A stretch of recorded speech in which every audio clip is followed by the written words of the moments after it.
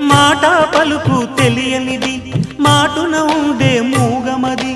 కమ్మని తలపుల కావ్యమయే కవితలు రాసే మౌనమది